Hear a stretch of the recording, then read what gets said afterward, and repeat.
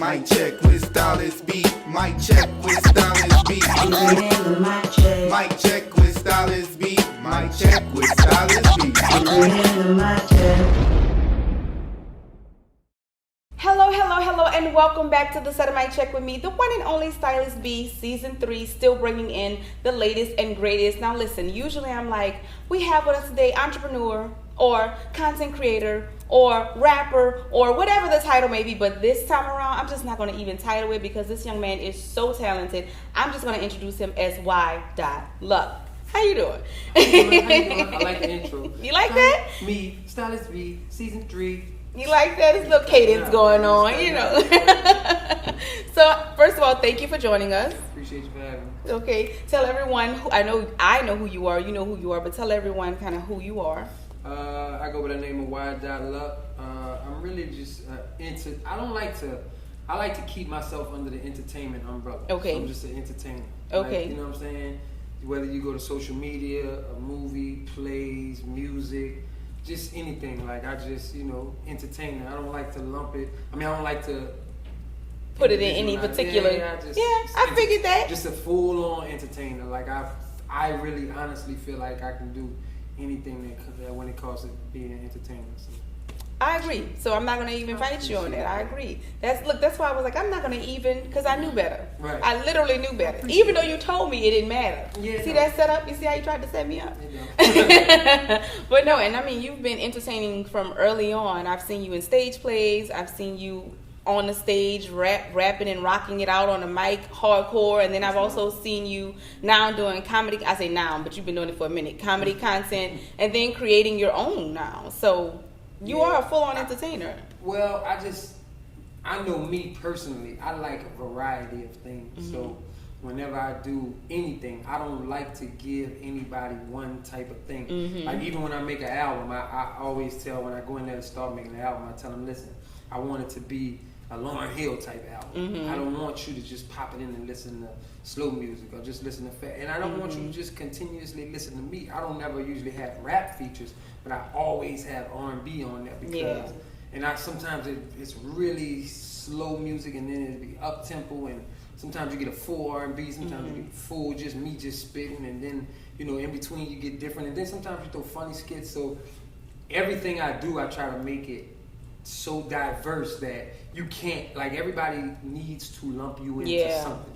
And I try to do everything and make it so diverse that you can't lump me in. And then every time they say, oh, it's like they got to switch it now. It's like, hey, we can't say he's this because he also did that the other day. So that's dope. And the thing is, you do it well. So it also increases your fan base. So it's like if they like one thing or the other, they still all in no matter what. Well, everybody really does things well. It just the problem is when people stop doing what they love. When I do everything, that's because I love doing it, and I do it whether you like it or not, because I know somebody's gonna like it. Yeah. And people will say, I'm gonna do this because I know how many people will like it, but then they'll be like, well, I'm not gonna do this because, but at the end of the day, somebody gonna like that too. But I just don't care. I'm gonna just put it out, and if I like it, I'm like, if I'm comfortable with it, I'm gonna put it out, and I know it's gonna be a market for whatever it is. So that's what it is. Yeah, but that's smart too, because it's gonna be great to you because you love it, and then they'll receive it because you loved it first. So it feels like to me this is something you've been doing since long before anybody knew you were doing it. When did you decide to transition to professionally doing basically entertaining? You know what? I would say I performed at the Jazz Fest. So it's a quick story. One of my partners did a New Orleans song, and he never put it out. And I was like, bro, this is a hit. He never put it out. So I then went and was like, I'm gonna record a song, a New Orleans song, because I knew I had music in me. I just never rapped before. I never done that. So it was about a few thousand takes, and the song came out pretty decent. And then the Jazz Fest called and was like, hey, we want you to perform. Like, I ain't got but one song, but I knew I could do impressions. I knew I could sing other people's songs. So I literally only rapped, because I went back in the studio and made another song. So I literally only rapped 2 of my songs. And had country songs, R&B, did some opera while I was up there, just messing with the crowd at the Jazz Fest. And listen, they bought me $1,000 check. And I was literally on stage having fun. And at that very moment, that was my first show ever. I had a live band, got up there joking with the people, sung a few songs, had fun on stage. And Quentin, I can't think of his name, the guy who runs the Jazz Fest, he actually brought me the check. And he was like, man, I was trying to figure out who this guy was. It was on a Thursday, and Thursdays are never packed. But the stage was so full, we made a mistake and bought the CDs of the single that I did. We bought the CDs, and it was like 800 CDs. We made a mistake and bought them. We was only trying to bring 50. Yeah. We're like, ain't nobody gonna buy them. We made a mistake and bought all 800 and sold all 800 because it was that many people in front of the stage. I still have footage today. My very first show, when we started the show, was like 40 people in front of the stage. When we finished the show, it looked like a main artist was on there. And on the intercom, they were like, before you give him his check, because I'm sitting in there listening, it was like, before you give him his check, I'm headed over there. I want to be the one to give him his check. And right then and there, he was like, we want you to come back next year. And I was like, God, I have music for y'all. That's crazy. And right, I'm about to say, you took it like, I have one song, yeah, but I'm going to show up. Y'all next year.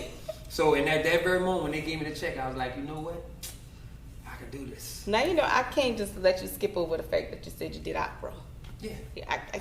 You got to give me something. Well, I didn't necessarily sing it. I had a violinist, and then I had background singers sing it because I knew one song. Okay, got it. It's not gonna catch the crowd. You know what I'm saying? So I'm like, listen, and there'll be people walking past, and I'll say, hey, brother, why don't you come over here? And it'd be like, you know, random white dude and his wife and high shorts.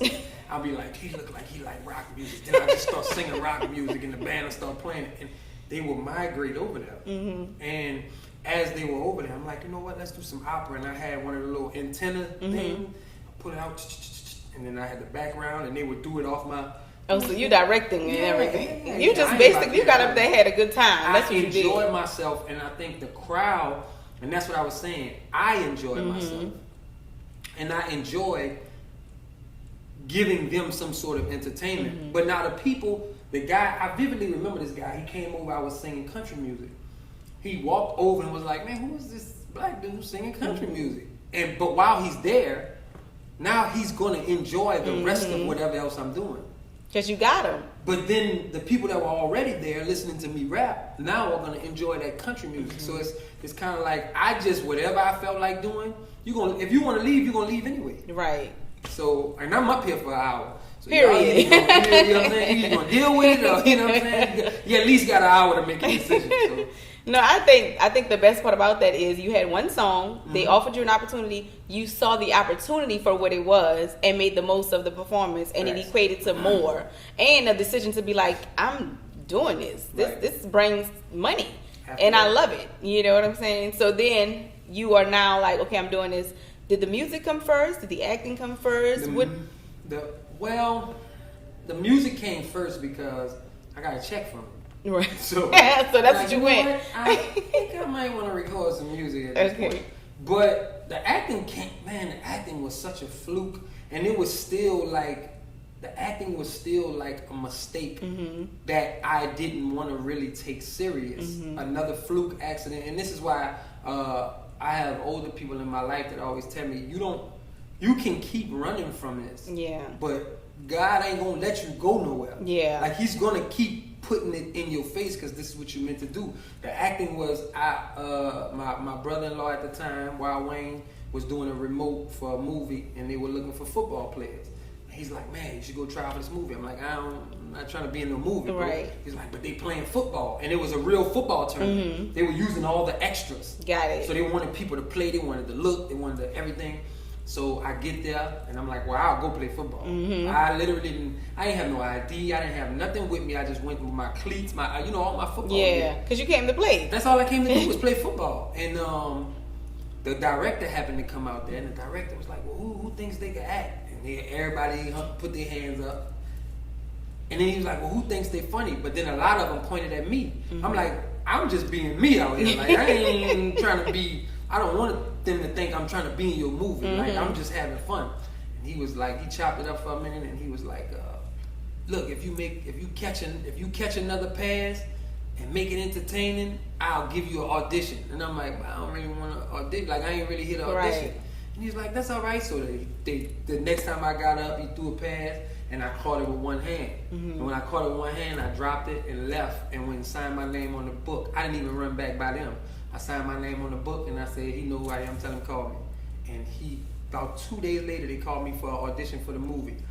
And a movie has 10 slots. The first 10 slots are the top 10 people in the movie. And I was number 6. And it was Boris Kodjoe, Michael Jai White, Omar Gooding, Zoe Saldana, Alec Baldwin. Like, this is the people that was on the list. I was not only in the top 10, but it was like I was the only person from New Orleans who had any speaking roles. Yeah. And I'm like, this, and I was laying in the bed like, how did this even happen? Can't be life. Yeah, and listen, they come knock on my trailer, and that's why I say it really was something I was pushing away. They knocking on, the director's knocking on my trailer, black guy by the name of Peter Bunch, he's knocking on my trailer, and Peter Wise, he's knocking on my trailer, which is the producer. Hey man, we think, you know, you're good at it after I done my scenes. And they were like, you never did this before, you don't have no training, we think you good, you need an agent. And I'm like, we already negotiated what I'm getting paid. Right. We need an agent, and then Boris Kodjoe comes in and he's like, man, listen bro, you got potential. Now you know you need to. If he stop in there, you gotta listen. But no, listen. In Boris Kodjoe's defense, one of the most humble guys I ever met. He would come to my trailer every morning to talk to me and kind of guide me and help me out. He came to the trailer. He said, "Bro, like I know you don't really care about this because I would go to like round table meetings and stuff, and I would just be me. They was ordering steak and filet mignon. I'm like pancakes." Orange juice. Like I don't want, you know what I'm saying? I'm still gonna be. I had slippers on. Like they like, you might. This ain't what Hollywood about. I'm like, yeah, well, I'm not in Hollywood. I'm not Hollywood, right? And I'm never gonna be. I would leave eating with them and go eat with the extras because they was cool. I loved them. Yeah. I used to have a party by my trailer with like all the extras. They used to just come chill by my trailer. And so I was just like, all right. And then a black lady by the name of Tasha Horn, who now goes by Tasha Smith, one of the top agents in Louisiana. Yes, shout out to her. That's my agent too. So okay, so listen. Working. So that was my first agent. So listen. So then she walks in the trailer and she says, how you doing? They wanted me to come, boom. And she basically laid it out. She said, I'm who they sent because they said I'm probably the only black person that can tame you. And I'm like, oh, okay. You say so. And she said one little paragraph, and I said, okay, you can be my agent. She said, I think you're making about $450, $500 a day. And I was like, yeah, I think so, something like that. She said, well, why don't you let me be your agent so I could get you $1,500 a day? Yeah. I said, you know what? I already signed to you. That's the benefit of an agent. I don't know how she did it. But again, this was the first movie I had ever done. But remember, you're number 6. I'm number 6 on the. But so I don't know anything. Yeah, because so I can when tell I signed you. the contract, it was like $400 a day to play football. I'm like, come on, to act now. Yeah. Yeah. So then when she did it, it was $1,500, and it was like, that's what it's supposed to be. I'm like, yeah. So let's try this acting. Let's see this acting thing. And even then, she had me audition for The Game, the TV show The Game, to play Malik, the quarterback. Yeah. And I got the audition. They wanted me to send in a tape. I sent in a tape. They wanted me to send in another tape. And I was like, yeah. I told Tasha, I said, I'm not sending no more tapes in. If they like me or they don't. And she was like, well, they want to know if you'll fly to California. I'm like, yeah, tell them set it up. Like, whatever they want to do. And she was just like, you're so nonchalant. You can't like, listen, Tasha. Either set it up or I just that's facts. That's who you are. Yeah, but I also think that's a testament to how you got to where you are because you're not easily shook by any of that, and you're literally just loving life. You're just doing what you love. So it's not as actors, and I'm speaking from experience too. You get this energy of like, oh, I need to book this. I need to, and it also affects how you perform, and and even enjoying it. So I think. Even though as an agent, I could see me being like, you know. She was heated. But I know, I can imagine, right? But as a person listening to you, knowing where you are now and hearing your story, I think it was the best approach. Yeah, and listen, if I could go back, I'm not gonna lie and say forget it. If I could go back, I would send him another audition. Yeah. But even today, it still baffles me how I did an audition for him, and then I sent the tape in. A tape is a forever audition. Yeah. They wanted me to do another scene. Yeah. And it's like... that's the process. It's the game. But to me, no pun intended. It just makes no sense. You know what I'm saying? So I'm just like, it just felt Hollywood-ish. Like, I'll have him send another tape. And I'm like, okay, what are we going to send? 10 tapes of me doing the same thing? Like, and it wasn't like read something different. It was like read, you know, I mean, it wasn't like read the same thing. It was like read something different, but the same kind of caliber of the. It's like, come on, man, I'm not about to. Yeah, I mean, I get it. She was heated, and then she told me, she said, I can't be your agent no more. I was like, all right, because it's gonna happen often. So she was like, that's what it is. Knew. It happens often. Like that's the game. I had Danielle from Queen Sugar on season 2 of Mic Check, and she was saying how she came in for Queen Sugar multiple times, and even I heard a little podcast with the girls from Star before it got canceled, and they had came in several times with new girls. I mean, sometimes they just trying to see what the energy was. That's how it goes. Yeah, now, but then it was like. At the time, it's like I came to play football. But the funny thing is, it comes all the way back around because now she's one of the top casting agents, and she hit me up. She's like, "Man, listen, let's work." I'm like, "All right, cool, let's do it." She's like, "Are you focused now?" Like, Will you audition? Like, you have no clue. You're gonna get aggravated when you're not focused. I have a Jordan complex now. So. Okay, now let's talk about the shift, because even though you're still very like casual, humble, the shift for the craft of it all and the accomplishments and getting it done, I see that has changed. Right. So what caused the shift? Understanding that not only is money not everything, but understanding that just having fun doesn't create a legacy and feed everybody. So it came to a point where it's like, you good at this, bro. All of that stuff you're doing, you good at it. But for what? Like, what are you getting from it? What are you gaining from it?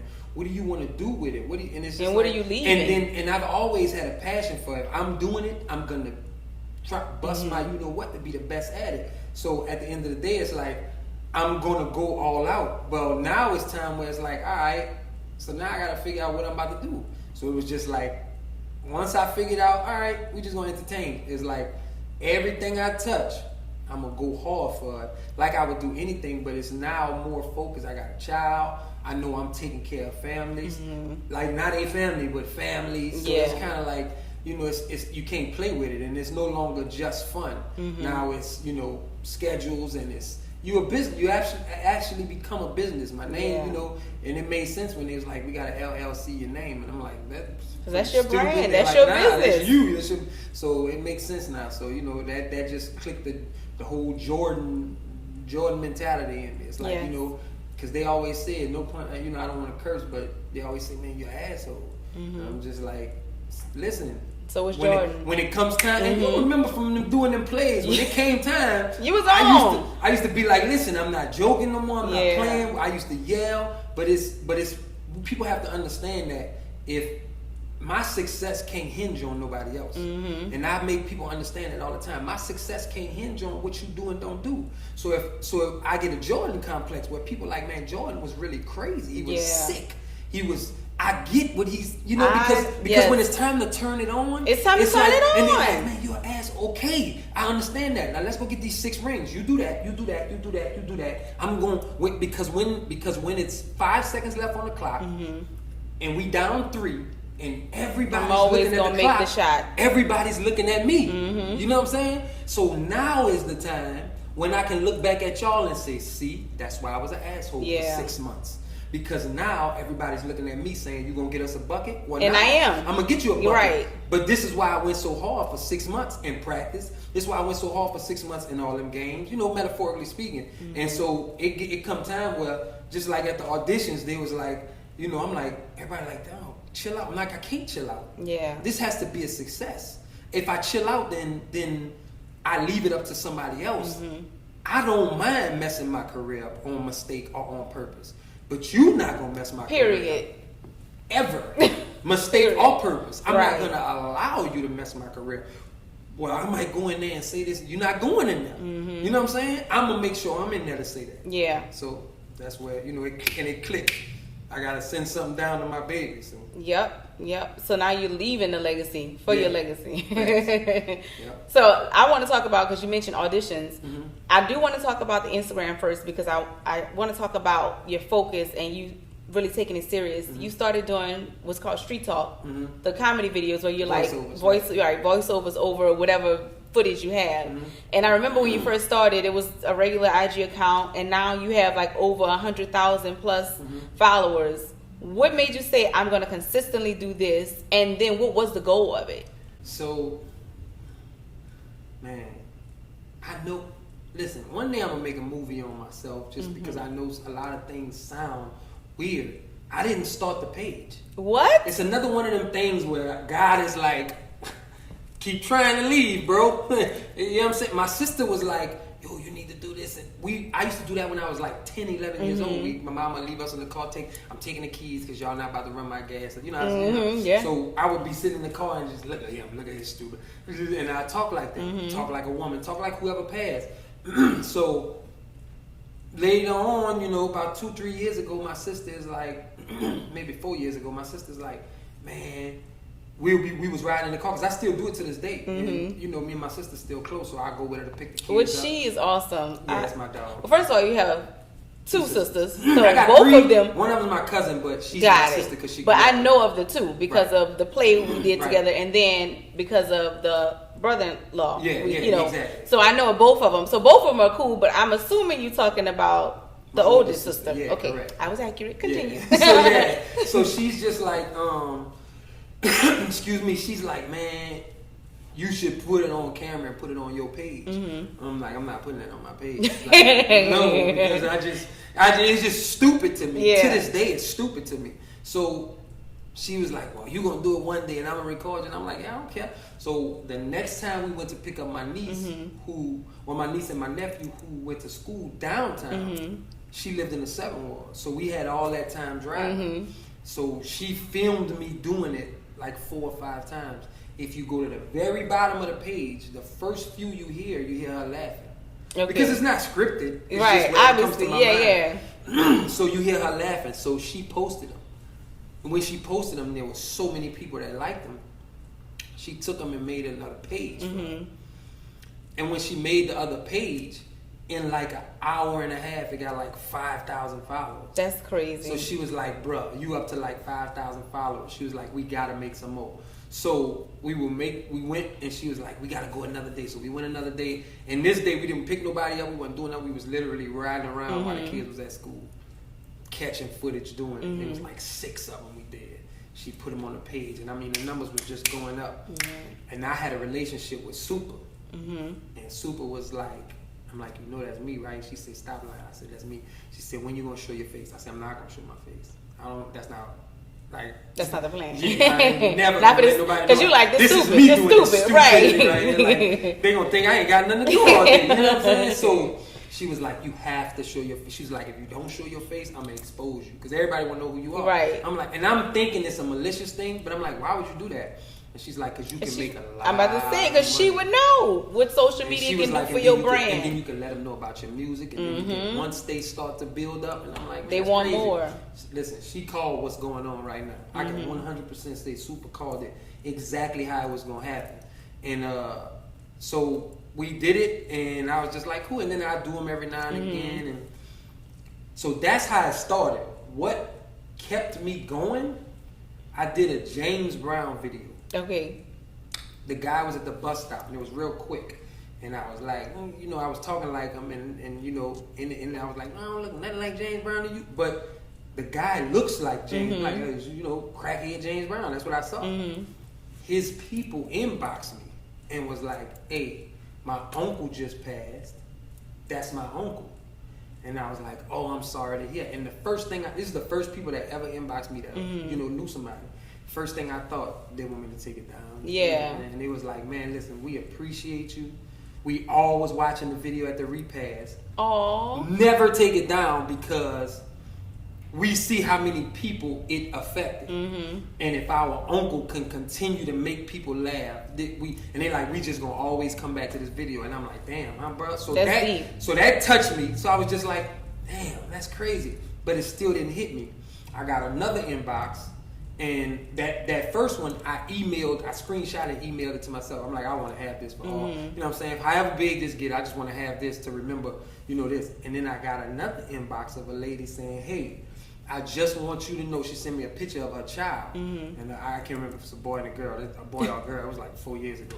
but she sent me a picture of a child, and the message under it was so long. It took me like a month to read it. I'm like, because you ain't about to do that. First, you sent me a picture of a newborn. You dig? Like, and I know it's not mine, so I'm not even about to That's read. all that really matters. Yeah, I'm not even about to read this. I don't want to even hear you say, you remember we met. Right. I ain't about to even read it.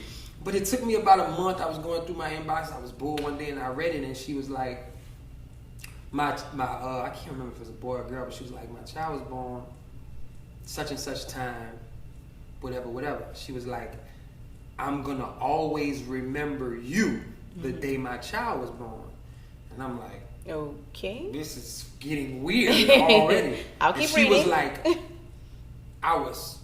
they was trying to induce my labor, but they were complaining that nothing, contractions would come, but nothing would happen. She said, and my cousin, 2 or 3 of my cousins got in here, and we just started watching all the videos on your page. She said, and we could not stop laughing. She said, I laughed so hard that it started happening. And so she was like, so when the baby came, so she's like, I will always remember the day my child was born. I'm not never gonna forget that the child. That she was like, this is a story. Like, I'm never gonna forget. We was watching your page when, and after that, I was like, yo.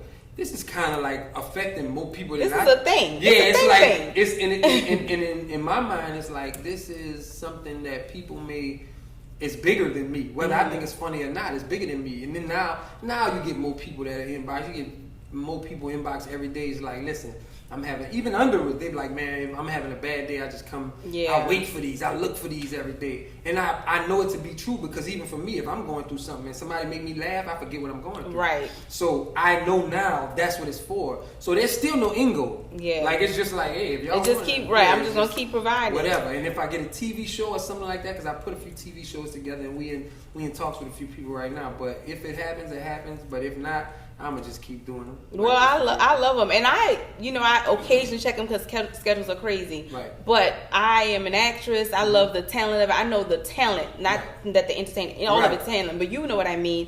And so you did the Uncle Phil scene, remember, with the entanglement, and I'm like, it's the actual talent for me. Right. You know, like the comedy is great, but that's like such an iconic scene, and you were like toe to toe, you know what I'm saying? Mine still coming at the end, then I laughed. I was like, dang, he made me laugh. When he's like, Elk's don't wear no damn hats or something like that. I was like, okay, I laughed. But before that, I was like, I can't even laugh because it was so good. Like, it was genuinely good. Appreciate that. You familiar with Jay Farrell? Who does the voices? Yeah. So he do hold. Yeah, I never met him, but he inboxed me, and he was like, man, who wrote that? Because I hate sounding like one of them people that throw names and stuff like that. But that's okay. We like it on this show. Yeah, in the interview I have to say certain things. But Worldstar posted and was like, "This was the most watched video of 2020." You know, circulated throughout everything: YouTube, Instagram, Facebook, different pages. You know, 50 Cent posted it. DL, like so many people posted it. So Worldstar was like, "It's the biggest video." So I'm just like, something's got to come from this video. So Jay Farrell hit me up and he was like, man, look, who wrote that? And I'm like, what you mean who wrote it? And he was like who wrote that content? And I'm like, nobody wrote the content. You dig? Like, freestyle. I did this. And he was like, what you mean? And I'm like, no, I did. I'm like, did you check the other ones out? And he was like, yeah, who writes for you? I'm like, no, I do this off the. He was like, well, what was your thought process? What was your setup for making this video? Here's the thing. I was at Home Depot waiting for my refund. And I went to the bathroom because I had the number 2, and I pulled the camera out and did it. So I'm looking like, it's almost like LeBron looking like, we like, how you just don't? And he like, I don't know. That's what I'm doing, That's right? what I do. That's what I've been doing my whole life. So I'm looking like, yeah, cool. I just, Yeah, I just did it. And it's just, I love making people happy, making people laugh. Like, it's the most amazing thing in the world. If I could see something sad and break, this is why I don't go to funerals. Yeah. Because I'll go to a funeral and I'm not an emotional person. So I can't sit in a funeral and cry with everybody else. So, but something's gonna make me laugh. Yeah. And I'm gonna joke. So I'm like, nah, I'm not going. And if I go, I'm not sitting by nobody. Because soon as it's gonna be a horrible singer in a funeral. Oh. Somebody always sound horrible. Somebody sound horrible in a funeral.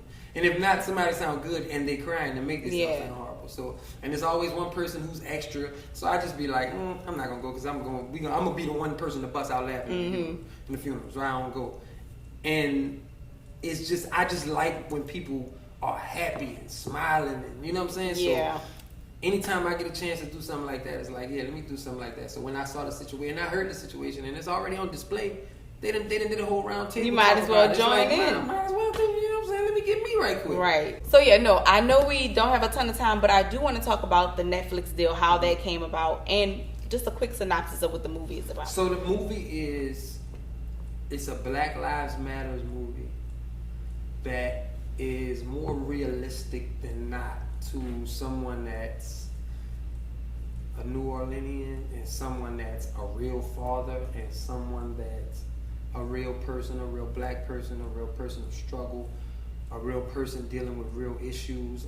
It follows me. It's not my life story, but you know, I'm the character. It follows me, who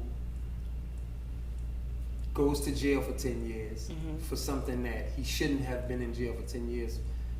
Whether he did or didn't do what was said, right? You make that decision up. You know, when you're watching the movie.